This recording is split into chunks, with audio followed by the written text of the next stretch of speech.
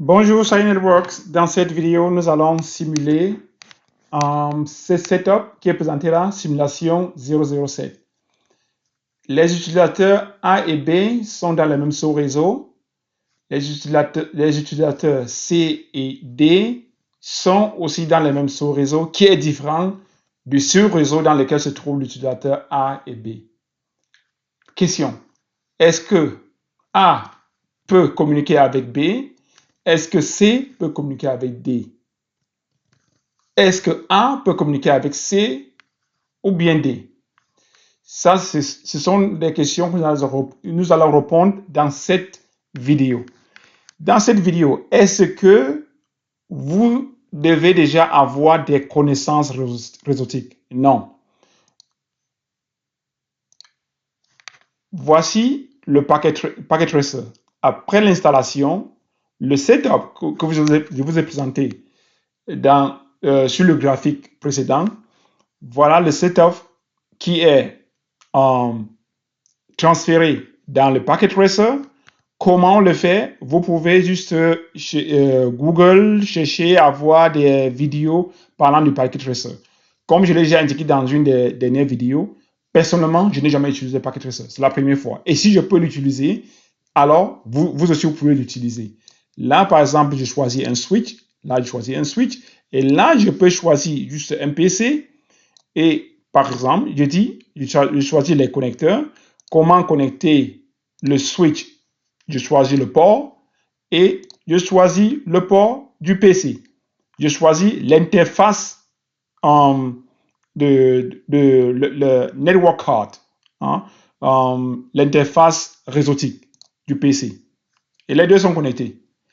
Et je procède à l'attribution des paramètres réseautiques au PC tel qu'indiqué ici. Vous avez l'adresse IP et le masque. Une adresse IP est toujours accompagnée du masque. Parce que c'est à partir du masque que nous définissons le sous-réseau. Nous allons, au fur et à mesure, expliquer ces termes. Donc, ici, c'est juste jouer avec l'environnement, jouer avec cette topologie qui est présentée et répondre aux questions que nous avons énumérées dans la présentation précédente. OK? Est-ce que ici, je clique sur le PCA, je vais sur IP Configuration ici et j'attribue 192.168.10.1. Le masque, tel qu'indiqué là, je ferme. Et là, je choisis Command Prompt. OK? J'ai introduit IP config. Cette commande me sert à quoi? À vérifier ces paramètres réseautiques que je viens d'attribuer au PCA précédemment. Quels paramètres réseautiques? C'est le IP address, c'est le masque, ça peut être le gateway, ça peut être le DNS, ainsi de suite. Donc, pour l'instant, nous avons juste introduit IP et le masque. Là, 192.168.10.1. OK? Maintenant, la question est la suivante. Est-ce que le PC A, qui a cette adresse IP, et le PC B, qui a le point 2, peuvent communiquer l'un et l'autre? 192, je fais le ping, 192.168.10. Je peux d'abord dire point 1, ça veut dire mon adresse IP. Si je suis le PC1, le PC1, il faut que je me rassure que mon IP stack est activé. Ça veut dire, si ce ping ne me donne pas une réponse positive, alors j'ai un problème au niveau de mon IP stack. OK? Là, ou bien ma carte réseautique est défectueuse. Là, étant donné que la réponse est positive, je peux maintenant chercher à joindre le PC B. Est-ce que ce sera positif? Oui. Pourquoi? Parce qu'ils sont dans le même sous-réseau. Et ils sont connectés sur le même switch dans le même sous-réseau. OK? Est-ce que le PC C peut joindre le PC D? ils sont aussi dans le même sous-réseau, ça veut dire la réponse devait être positive. OK?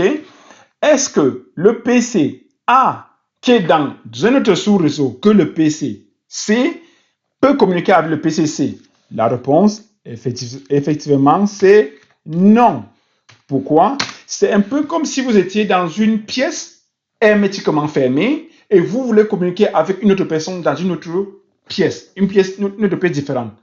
Ici, il faut remarquer que le switch sur lequel ces PC sont connectés n'est nullement configuré. Comme vous pouvez le voir ici, je vais là, je suis là sur le exec mode, je vais sur le enable mode, et fait enable, je peux juste taper EN, comme le voyez ici, je suis là, et dit show run pour contrôler mes configurations.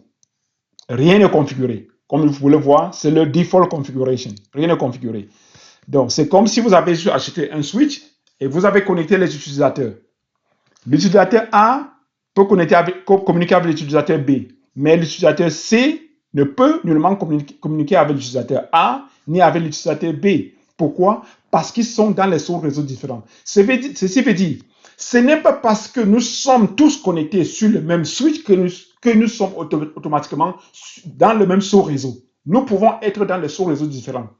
Et ça, c'est un paramètre. Ça, c'est quand vous faites l'analyse réseautique, vous arrivez chez un client, vous voyez plusieurs utilisateurs ainsi connectés sur le même switch et dans des sous-réseaux différents, sans une configuration quelconque, ça doit vous interpeller à ce qu'on appelle l'introduction du VLAN chez votre client. OK? Pourquoi les VLAN? Nous avons expliqué plus tard et autres. Ici, c'était juste se rendre compte que si les utilisateurs sont dans les sous-réseaux différents, ils ne peuvent nullement communiquer quand ils sont connectés sur un switch. Il faut un module extérieur qui serait le routeur ou bien un switch de niveau 3 pour permettre la communication entre les utilisateurs qui se trouvent dans des sous-réseaux différents. Nous allons voir cette étape dans la prochaine vidéo. Posez vos questions, je vais répondre à toutes les questions et à partir de vos questions, je pourrai aller plus en détail.